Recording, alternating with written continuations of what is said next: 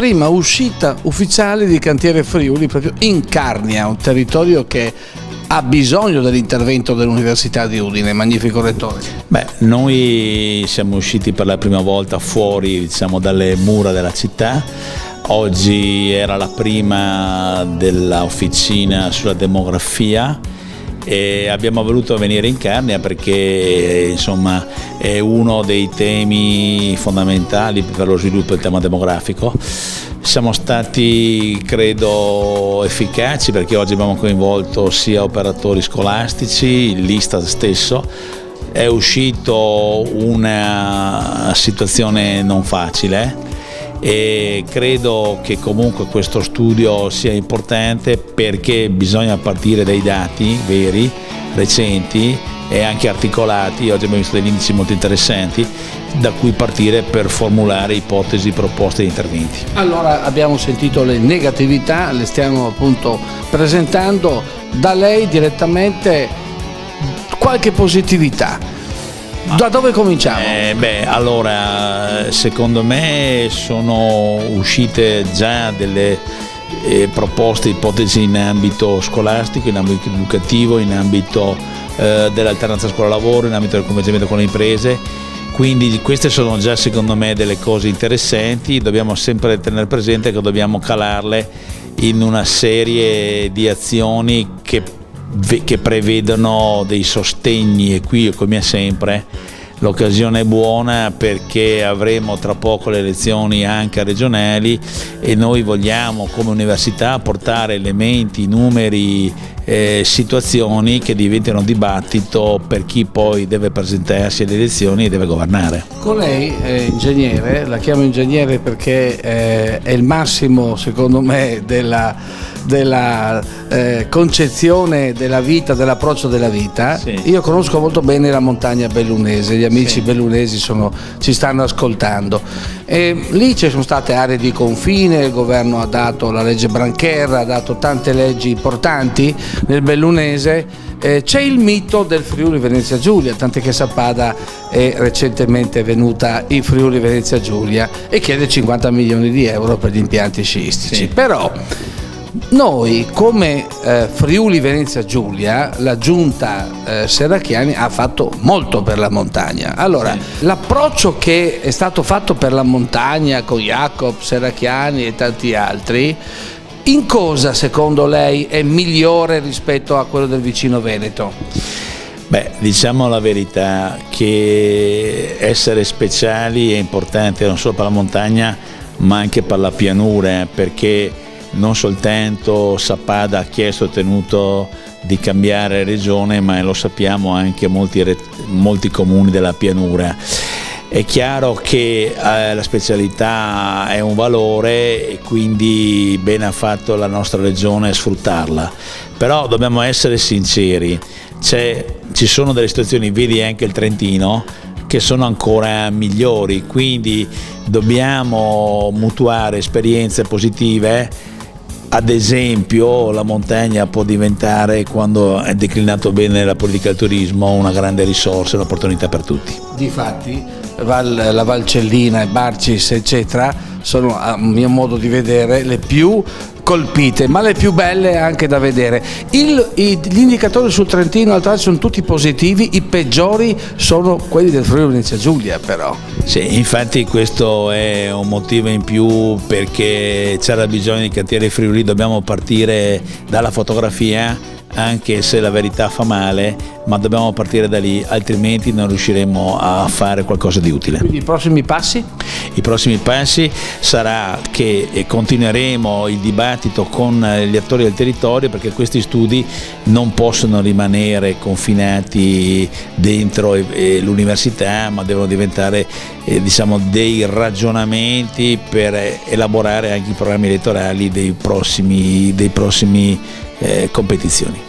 Oggi abbiamo l'officina sul tema importante della demografia e non so se lo sappiate, ma in Israele il PIL aumenta in maniera più che proporzionale con l'aumento della popolazione, cioè alla fine qualsiasi politica facciamo non può non passare sulle gambe degli uomini. Quindi il tema della demografia non è un tema meno importante dell'economia o del lavoro, anzi vorrei dire che è proprio la presenza delle persone che dà opportunità al territorio. Quindi questo tema è un tema importante. Io ringrazio tutti i colleghi che sono presenti oggi e che hanno accettato di mettere il loro tempo, la loro professionalità a servizio del territorio. E mi auguro che da qui vengano delle idee, che poi, attenzione, il cantiere funziona con dei board misti che sono colleghi nostri ma anche persone del territorio che hanno interesse, voglia di dedicare tempo, intelligenza, esperienze, per cui ribadisco che la composizione non è chiusa, è aperta, è geometria variabile. Se a oggi escono interessi, noi siamo ben contenti di aprire la composizione del board. Quindi buon lavoro a tutti, e noi come Ateneo siamo presenti, stiamo sostenendo anche economicamente questo progetto, speriamo che produca delle cose interessanti, dipende anche dai territori poi se questa cosa verrà. Grazie. Questa, come ricordava il Rettore, è il primo incontro che facciamo fuori dall'università, e abbiamo scelto come prima uscita pubblica proprio Tolmezzo e proprio la Carnia. Questo perché ho qui sotto mano poi il libro Lo spopolamento montano nella montagna friulana, è uno dei capisaldi con cui la demografia si è confrontata, sia per individuare, analizzare le situazioni, ma anche per immaginare prospettive e per immaginare in qualche maniera delle linee su cui muoversi. Cantiere Friuli, l'università che ricostruisce, nasce proprio con questa finalità, quella di mettere a disposizione quelle che sono i saperi dell'università, le conoscenze, insieme alle eccellenze che vengono espresse dal territorio, per ripensare, o meglio pensare nuovamente ad un grande progetto di sviluppo, ad un grande progetto di innovazione, a pensare ad un futuro che non sia solo pensato in maniera di ombre, ma che sia pensato in una maniera diversa. E come è stato 40 anni fa, l'idea nasce, si chiama cantiere perché 40 anni fa, dopo il terremoto, il Friuli si è dimostrato un grande cantiere, non solo dal punto di vista edilizio, ma un grande cantiere dal punto di vista delle idee, dal punto di vista della progettualità, dal punto di vista di immaginare quello che era uno sviluppo del territorio che nasceva da difficoltà, da una situazione come quella del terremoto che aveva messo in ginocchio gran parte di questa regione. Noi stiamo faticosamente uscendo da una situazione di crisi che ha segnato questi ultimi anni, in cui forse i territori meno attrezzati, i territori più deboli hanno pagato un prezzo ancora più grande, ma io credo che proprio da questi territori possano nascere quelle che sono le idee, le soluzioni, le proposte che poi vanno portate tutte insieme per costruire, insieme al mondo della politica, al mondo delle istituzioni, al mondo dell'imprenditoria e alla popolazione tutta, quello che è un nuovo progetto per questa regione. L'università finalmente dà piena attuazione con questo progetto a quelli che sono stati gli elementi fondanti che sono alla base dello statuto dell'Università di Udine, voluto all'indomani del terremoto da 125.000 firme, e che già in altre occasioni evidentemente è sempre stata presente, ha accompagnato fasi importanti di ricerca, di sviluppo, di impegno sul territorio, ma questa volta vuole mettere insieme dentro il cantiere un progetto complessivo. Io mi fermo qui anche perché anch'io sono molto interessato a vedere quelli che sono i risultati, i lavori dell'officina che oggi andiamo a ascoltare. Grazie e buon lavoro. Perché il museo è stato stato coinvolto, si sente coinvolto in questo tipo di iniziative. Alla fine di 2 anni fa, 1 anno e qualche mese fa, si è tenuto qui un convegno dedicato alla ricerca promossa dall'INEA, l'Istituto Nazionale di Economia Agraria, fra il 1932 e 38 sullo spopolamento montano. Fu la prima e unica ricerca a carattere comparativo su tutto il territorio alpino. Perché far da Tolmezzo un convegno di quel tipo? Perché cadevano i 50 anni dalla morte di Michele Gortani, che fu fondatore del museo che presiedo, e Michele Gortani, assieme a un agronomo che si chiamava Giacomo Pittoni, redasse la voce per la montagna friulana, appunto nel 4º volume dedicato alle Alpi Venete, sullo spopolamento dall'area friulana.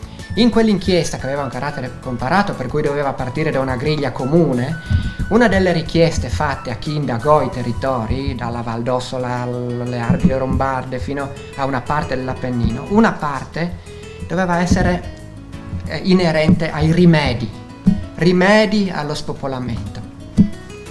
Io credo di non essere nel torto se interpreto questa dicitura con grande ironia. Molti non credono più ad alcun rimedio, è chiaro, a partire proprio dagli amministratori. Il museo in quell'occasione, e da qui in poi si spera, si offre come uno degli artefici possibili per pensare a qualche misura di rimedio. Qualcuna, piccolissima magari, ma qualcuna sì, riprendendo, se volete, un ruolo che in qualche misura dovrebbe avere per istituto. I primi musei etnografici sono nati per far ricerca, non per esporre oggetti. Man mano hanno esposto oggetti, li hanno messi in bella mostra. Come è accaduto per il Museo di Tolmezzo, sono rimasti lì intatti fino ad oggi, perché è l'impianto stesso che ha dato Gortani più di 50 anni fa, e che tuttavia cerca di ritessere un po' i legami anche con le istituzioni principali per fare ricerca, tipo l'Università di Udine. Quindi ben venga l'iniziativa di oggi, lo facciamo di fatto in continuità. Prima Francesco ricordava che stamattina abbiamo festeggiato i 105 anni di Romano Marchetti. È stata un'occasione davvero molto emozionante e molto sentita. Immagino tutti lo conoscono, ma per chi non lo conosce, fu capitano della brigata Osopo in Carnia, una delle principali figure per la ricostruzione della Carnia dopo il secondo conflitto mondiale, uno degli artefici della zona libera della Carnia, con le regole che possedeva, che anticiparono per molti versi la Costituzione, e tuttavia per molti anni messo da parte dalle stesse istituzioni, per 1000 ragioni che ora non andiamo a sondare. È ancora qui, a 105 anni, ancora ben sveglio e attento a quel che accade, e anche oggi a ribadire che l'istruzione e la cultura sono 2 chiavi fondamentali per poter approntare qualche rimedio a quel che sta accadendo. Qualche anno fa, anzi esattamente 40, nel 1977, Romano Marchetti scrisse un articolo molto denso, molto bello, che si intitolava così: La carne dal dopoguerra agli anni 70. 1977 era l'anno dopo il terremoto. Pubblicò questo articolo per fare un po' un bilancio, prefigurando quello che doveva accadere, un grande cantiere per il Friuli, al quale c'erano i rischi che la Carnia non dovesse partecipare, cosa che di fatto accadde. Partecipò in maniera molto marginale e i costi di quella mancata partecipazione si pagano oggi. Per cui quello che si può chiedere o si può cercare di fare assieme all'università in queste occasioni è proprio quello di tentare di fare quello che l'università è capace di fare, cioè ricerca per la montagna. Non necessariamente in montagna, ma per la montagna, sì, avendo come oggetto della ricerca la montagna. Ed è quel che si auspica che da qui in poi si possa rifare di nuovo. Grazie a tutti. Non potevamo non venire in montagna parlando di temi demografici, per cui con l'idea che le officine potessero uscire sul territorio abbiamo deciso che l'officina Demografia e Territorio dovesse iniziare, proprio il varo di questa officina potesse essere proprio in questo contesto. Quali sono gli obiettivi che ci siamo un po' prefissati come obiettivi dell'officina? Sicuramente ricostruire le dinamiche demografiche del recente passato e l'attualità naturalmente, ma con un occhio in avanti, sempre con un occhio in prospettiva, proprio perché il tentativo è quello di dare delle risposte attraverso gli esiti della ricerca demografica, per dare delle risposte poi in termini di politiche di tipo sociale, economico, culturale, meglio ancora magari per individuare riorganizzazioni anche territoriali che possono rispondere meglio a quelle che sono le dinamiche demografiche che riguardano il presente e che riguardano poi il prossimo futuro del Friuli. Ci sono alcuni temi forti che riguardano e che abbiamo individuato come nodi centrali, sempre raccordati al territorio, dunque alle dinamiche territoriali. Ce ne potranno essere altri, sicuramente ce ne sono altri, ma noi siamo partiti da fecondità, invecchiamento, spopolamento, migratorietà, famiglia e capitale umano. E già oggi in questa sede sicuramente, parlando di montagna, parlando di demografia in montagna, parliamo di spopolamento, parliamo di invecchiamento attraverso l'intervento del professor Fornasin, parliamo appunto, come diciamo prima, di capitale umano attraverso gli interventi anche di una delle due dirigenti scolastiche, e poi appunto altri temi che magari verranno toccati in maniera più puntuale in successive uscite dell'officina stessa. Le elaborazioni, come dicevo prima, che stiamo mettendo in campo tentano sempre di poter dare delle risposte e dunque degli studi che riguardino gli aspetti demografici, la distribuzione territoriale della popolazione, ma per poi essere utili alla una riorganizzazione in qualche modo o riprogrammazione dell'erogazione anche dei servizi culturali, servizi appunto legati strettamente all'istruzione o attività economiche, dunque o servizi poi di tipo sociale. Questo in particolar modo l'idea nostra appunto è quella poi di puntare l'attenzione sugli aspetti sanitari. Dal punto di vista metodologico, ovviamente la statistica demografica devono essere un po' il pane quotidiano, la base necessaria per poter operare le nostre ricerche, con l'idea però sempre di, per quanto possibile, individuare le unità territoriali più piccole, perché quando è possibile scendere dalla scala comunale alla scala invece delle sezioni di censimento o a scale ancora più puntuali, che potrebbero essere quelle dei numeri civici sostanzialmente delle singole famiglie, questo ci permette di poter, con un occhio, con una lente nero di ingrandimento, riuscire a cogliere meglio alcuni fenomeni, quando questo sarà possibile, nei contesti, nelle situazioni, questo sarà possibile in base alla disponibilità anche dei dati. In questa prima fase noi abbiamo da alcuni mesi intanto agganciato il lavoro di officina naturalmente su studi anche pregressi, la testimonianza stessa, l'intervento stesso del collega Zacomer è come riuscire a coniugare, ad esempio in questo caso, uno studio sulla base socio-economica funzionale anche alla riorganizzazione degli ambiti di paesaggio nel recente percorso che ci ha portato appunto, che ha portato all'adozione del piano paesaggistico regionale, con le tematiche proprie della nostra officina. E poi in seconda fase è un'officina, non a caso la numero 1, è un'officina che deve essere trasversale, che deve poi offrire una serie di elementi informativi di base utili all'operare delle altre officine. Allora, qual è la montagna? Io vi presento qui tre diverse territorializzazioni della montagna tutt'oggi in uso. Io vi presento la montagna secondo l'Istat, secondo la classificazione Istat, quella già della classificazione Istat. Poi vi è la classificazione adottata dalla Convenzione delle Alpi, tutto il giallo, più il rosa. Beh, vediamo un territorio delle Alpi molto più esteso. Io vi dirò, già qui ho qualche difficoltà a interpretare e a leggere, a vedere come comune alpino il comune di Gorizia, per esempio, o il comune di Vajont, no? Che è totalmente in piano. Poi c'è una terza classificazione che ho trovato, anche Monfalcone è considerato comune di montagna, no? Quindi è ben vero che nel comune di Monfalcone, essendo del pubblico, c'è una piccola porzione di Carso, arriveremo a 50 metri, mi immagino. Allora, qual è la montagna che noi decidiamo di studiare come montagna e perché dobbiamo scegliere tra questi aspetti e cosa è utile scegliere in sostanza?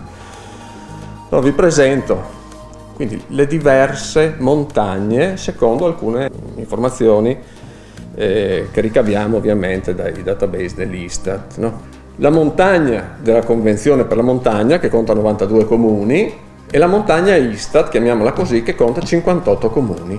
Tra la prima, cioè tra la montagna della Convenzione sulle Alpi e la montagna Istat ci sono 34 comuni di differenza, no? Che già non è un numero piccolo, ma la differenza sostanziale è quella che vediamo negli indicatori successivi. La popolazione media dal 1 gennaio 2016 al 1 gennaio 2017 nella montagna della Convenzione per le Alpi è di 211.000 abitanti, nella montagna Istat gli abitanti sono 63.000. Cioè, se noi includiamo tutti i comuni che sono pedemontane, che la maggior parte della superficie di questi comuni è comunque di pianura, e la maggior parte della popolazione vive nella parte di pianura di questi comuni, beh, includiamo, a mio avviso, insomma in maniera impropria, perlomeno per le nostre finalità di ricerca, di studio e di proposta, una parte dei comuni che montagna non lo sono solo in maniera molto marginale. Tant'è che se noi andiamo a vedere anche la popolazione media dei singoli comuni, beh, la popolazione media dei comuni Istat è di poco più di 1.000 abitanti, mentre se solo scendiamo, no, di un livello, la popolazione di questi comuni raddoppia, la popolazione media. Bene, poi ci sono altri indicatori, no? R sarebbe l'indicatore della velocità con cui la popolazione aumenta o diminuisce, come in questo caso. Qui nel corso dell'anno 2016. Beh, se confrontiamo la montagna Istat con le altre montagne, beh, vediamo che, come dire, la montagna interna, la montagna, mi viene da chiamarla vera montagna, ha dei parametri demografici un po' diversi, generalmente più bassi quando parliamo di incremento della popolazione, sarebbe la colonna intestata come R, oppure quando parliamo di natalità, la colonna intestata come N, mentre il parametro è ben più alto rispetto alle altre aree quando parliamo del parametro M della mortalità. Beh, questo è dovuto naturalmente al fatto che la popolazione in questi piccoli comuni è più anziana, insomma. Ma proviamo a confrontare la montagna del Friuli con tutte le altre montagne, con l'arco alpino perlomeno. Questa è la differenza, diciamo, tra la popolazione calcolata, stimata, numerata, conteggiata al 2001 e la popolazione al 2011, gli anni di censimento. In verde scuro sono i comuni che vedono una crescita abbastanza importante della popolazione. In verdino un po' più chiaro abbiamo un aumento della popolazione ma più lento, viceversa, contrariamente in rosa una diminuzione lenta della popolazione e in rosso una grave perdita di popolazione. Si vede benissimo che non tutta la montagna è una montagna in crisi, non tutte le Alpi sono delle montagne che perdono abitanti, ve ne sono alcune che ne guadagnano anche parecchi, Trentino Alto Adige, Valle d'Aosta. Vi sono montagne che perdono parecchio, la quasi totalità della montagna friulana, secondo la classificazione ISTA. Allora guardate, io ho preparato tutta una serie di altri lucidi che ci descrivono altri aspetti, no, demografici. Qui l'ampiezza media delle famiglie. Se noi vediamo una montagna che ha bassi livelli di natalità, le famiglie tendenzialmente sono più piccole, no? Sono più piccole anche se ci sono tanti anziani, perché laddove la popolazione è molto anziana ci sono molte, solitamente, vedove che vivono da sole. Come si distribuisce? Qual è la distribuzione dell'ampiezza media delle famiglie sull'arco alpino versante italiano? Ci sono certi territori, l'Alto Adige ma anche il Trentino, anche parte della Lombardia, dove le famiglie sono un po' più ampie rispetto all'altra gran parte dell'arco alpino. È una delle zone dell'arco alpino dove la famiglia è piccola e anche quella della montagna friulana. L'indice di vecchiaia, insomma questo è quasi speculare rispetto al grafico che abbiamo visto prima. La popolazione più anziana, territori scuri, non in tutte le Alpi, in alcune aree, ripeto, sempre Trentino Alto Adige, Valle d'Aosta e anche parte della Lombardia, l'indice di vecchiaia è piuttosto basso, in linea col valore nazionale, anche addirittura migliore in qualche caso rispetto al valore nazionale. Quindi, riassumendo, rispetto all'arco alpino nel suo complesso, quali sono le caratteristiche della montagna del Friuli? Conosce una pronunciata diminuzione della popolazione, è connotata da una maggiore denatalità, l'abbiamo visto attraverso un indicatore indiretto che è la dimensione della famiglia. Mostra un forte invecchiamento, registra minori flussi migratori in entrata, cioè l'insieme, il cocktail ideale, no, per lo spopolamento in sostanza. Allora, l'analisi territoriale socio-economica, che è stata svolta in parallelo al piano paesaggistico regionale, che è in fase di attuale approvazione, ha comportato diversi passi, è stato un processo abbastanza lungo. Infatti soprattutto la scelta degli indicatori statistici non l'ho fatta io personalmente, per selezionare gli indicatori in modo più ponderato possibile. Abbiamo fatto riferimento a un pool di esperti con diverse razionalità, cioè portatori appartenenti a diversi settori scientifici disciplinari. L'obiettivo finale era quello di individuare dei gruppi socio-economici per tutto il Friuli Venezia Giulia. Sovrapponendo il layer, cioè le geometrie degli ambiti di paesaggio, siamo riusciti quindi a caratterizzare dal punto di vista socio-economico tali ambiti. La differenza tra gruppo socio-economico e ambito di paesaggio vi è oscuro, infatti partiamo subito con la definizione degli ambiti di paesaggio regionali. Questi sono stati decisi dalla Regione in accordo con l'Università di Udine sulla base di considerazioni geomorfologiche piuttosto ampie. Quello che a noi riguarda per stasera è che l'intero il territorio del Friuli Venezia Giulia è stato diviso in 12 ambiti, di cui i primi 3 sono gli ambiti montani. Quindi abbiamo la Carnia, l'ambito che chiamiamo delle 3 valli, Val Canale, Canal del Ferro e Valresia, e poi le alte valli occidentali. Allora, il primo risultato è i 3 ambiti montani sono, diciamo, dal punto di vista economico sicuramente diversi in senso negativo quindi peggiorativo rispetto ai comuni a valli. La stessa cosa non si può dire invece, o è più complicata, rispetto agli indicatori sociali, ma attenzione, vi ho già detto, gli indicatori sociali erano già molto eterogenei al loro interno. Allora, la conclusione ovviamente di questo tipo di analisi è ovviamente la conclusione principale, se guardiamo all'interno dell'analisi della montagna, è che i 3 ambiti montani sono sicuramente quelli che presentano maggiori problematiche, quindi hanno performance socio-economiche inferiori a quelle dei comuni, agli ambiti a valle. All'interno poi della montagna si individua l'ambito delle alte valli occidentali, che è quello più problematico, che quindi risulta che è il più problematico anche dell'intera regione. Inoltre, questa invece è una mia considerazione per il futuro, per quello che stiamo facendo e quello che vedete dopo per l'ultimo intervento, questa analisi va bene come parterre per 2 motivi. Prima di tutto perché permette di cambiare la partizione esogena, quindi possiamo utilizzare una definizione di montagna diversa da quella degli ambiti.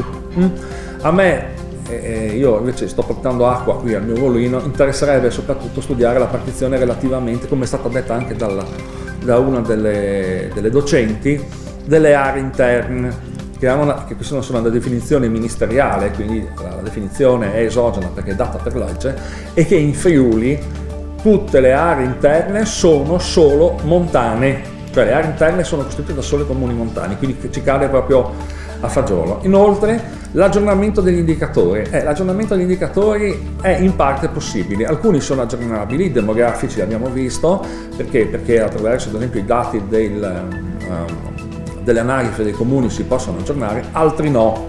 Classico indicatori che non si possono aggiornare ancora, bisogna aspettare il 2021, cioè i prossimi censimenti, sono gli indicatori della mobilità, quindi i flussi di pendolarismo casa-lavoro, casa-studio, che sarà proprio l'oggetto di trattazione poi del dottor Costa.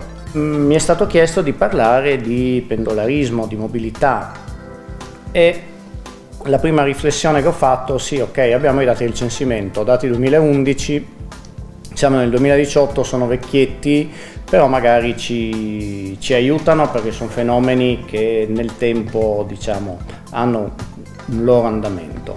Per cui vediamo un pochino se i dati del censimento 2011 ci evidenziano delle peculiarità, in particolare per le aree montane. Ecco, gli unici numeri che vi propongo sono questi, per una riflessione generale.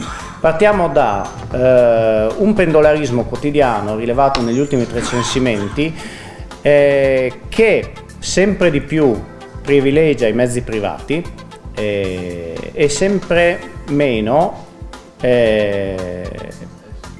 utilizza il mezzo pubblico. È una riflessione perché allo stesso tempo può diventare un problema, quindi uno dice ok, bene, allora riduco ancora di più i mezzi pubblici perché non li usa nessuno. Attenzione, dopo vediamo dove andiamo a finire. Un'altra cosa che mi aveva colpito, ma in qualche modo sono cose appunto che le dirigenti scolastiche conosceranno sicuramente e interpreteranno sicuramente molto meglio di me, è come gli spostamenti per motivi di studio sono molto più polarizzati verso appunto o la vicinanza, quindi tempi molto brevi, meno di 15 minuti, o tempi più lunghi, oltre 60 minuti. Per cui chiaramente se vado all'università, se l'offerta universitaria è Udine e Trieste e io devo partire da qua, i tempi che ci impiego sono quelli. Al contrario, il fino a 15 minuti mi rappresenta come, appunto, immagino, nella mia interpretazione, l'istruzione, soprattutto primaria, rappresenta ancora un elemento, diciamo un collante per il territorio, cioè con spostamenti contenuti. La prima cosa che effettivamente avete visto anche dall'intervento precedente è che non c'è una differenza per quanto riguarda qui ho messo a rapporto le persone che si spostano giornalmente fuori dal proprio comune di residenza rispetto a quelli che invece si spostano all'interno del proprio comune di residenza. Come vedete non c'è una forte differenziazione territoriale. Ho segnato Malborghetto perché è quello che ha un valore obiettivamente estremamente alto, ma immagino per spostamenti più o meno verso Tarvisio eccetera. Però come vedete questo non dà a colpo d'occhio un'immagine così netta e definita.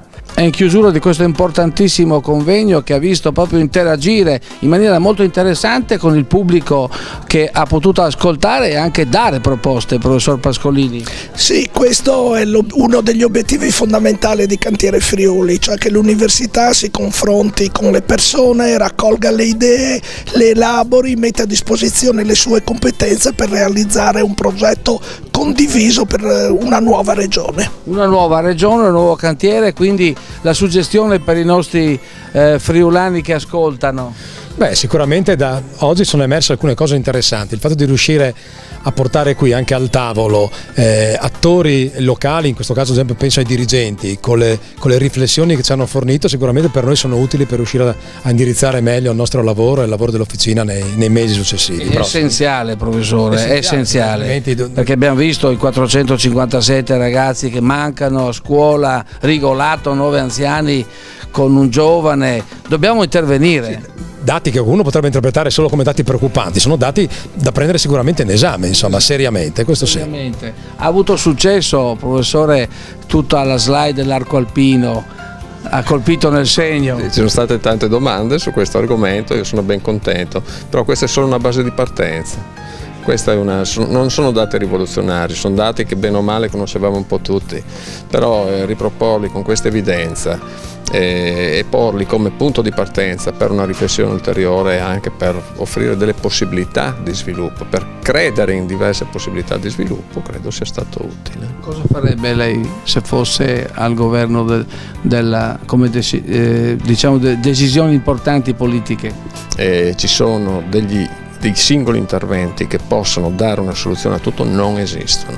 L'insieme dei diversi provvedimenti da prendere per ad esempio arrivare ad un incremento della fecondità non si basano su una politica sola, non si risolvono queste questioni solo dando per esempio denaro ai genitori, ma bisogna creare più globalmente, più complessivamente, un ambiente amicale, amichevole per la nascita e la crescita dei figli. Quindi molto importante il mood, molto importante.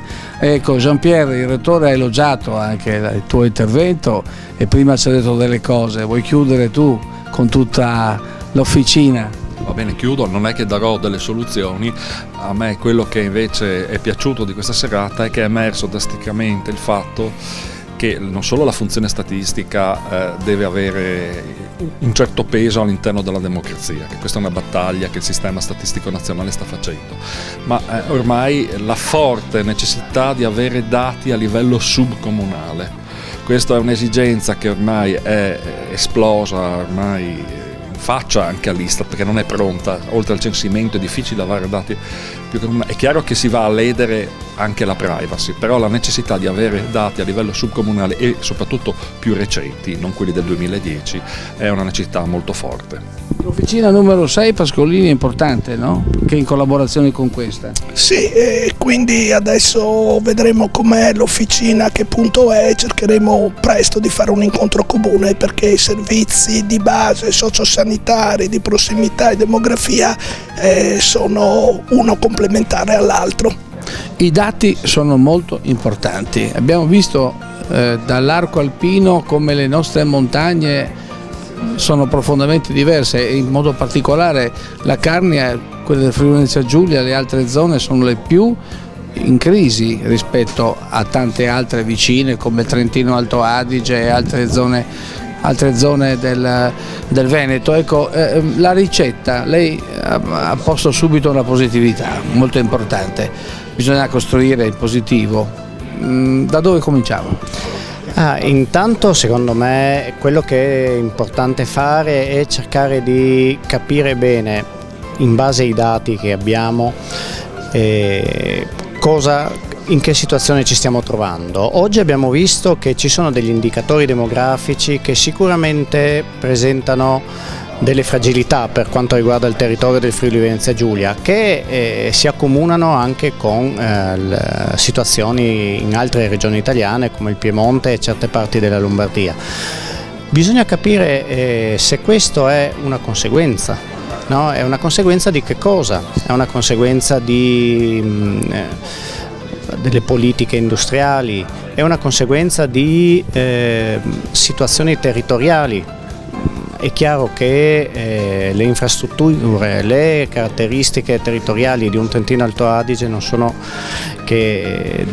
paragonabili a quelle di una zona come la Carnia o la Val Canale e la Val del Ferro. Pensiamo che per esempio la Carnia non è ad esempio attraversata da un'autostrada, se non per quanto riguarda la parte limitata di Tolmezzo.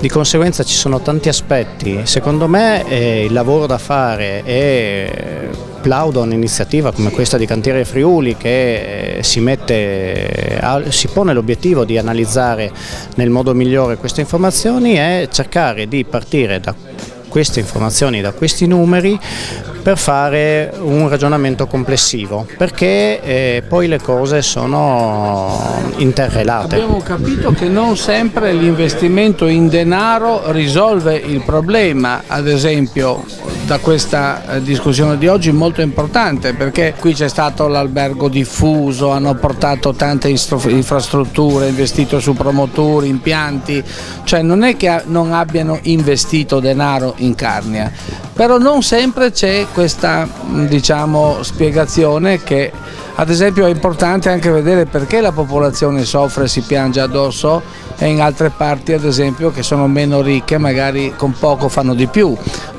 Ci sono aspetti che vanno oltre l'economia. Sicuramente è un discorso anche legato al tessuto sociale. Io ricordo quando lessi il libro sulla catastrofe del Vajont, mi ricordo la descrizione amara di come ebbero vita facile coloro che procedettero con l'esproprio dei terreni a fronte di un contatto con una popolazione che non era adeguatamente preparata ad affrontare delle tematiche del genere, e quindi si è trovata indifesa di fronte a un problema di quel tipo lì. Però oggi Longarone è un'area industriale in espansione, ad esempio dopo quella tragedia, che è stata anche oggetto di studio come Fondazione Vajont dall'Università di Padova, perché c'è sono delle ricerche sulla tragedia stessa e le sofferenze, quindi per un po' hanno pianto anche lì, poi hanno ricominciato, adesso è una delle zone industriali più floride del Bellunese. Esatto, e secondo me un altro aspetto da tenere in considerazione è che al momento abbiamo paragonato una parte di territorio come la Carnia a regioni come per esempio la Val d'Aosta o il Trentino, che sono prevalentemente o esclusivamente montane. coesione. Questo significa che anche nella distribuzione dei fondi in queste situazioni qua, molto probabilmente lì si riesce a trovare una coesione maggiore. Molto probabilmente il discorso di fare rete e di non considerare chi non fa parte, diciamo, di un determinato territorio un nemico o comunque un avversario, forse è una chiave di volta. Le iniziative di appunto alberghi diffusi e cose di questo tipo che hanno messo assieme diverse realtà territoriali, io le trovo esperienze positive, perché alle volte unire delle debolezze può costituire un punto di forza.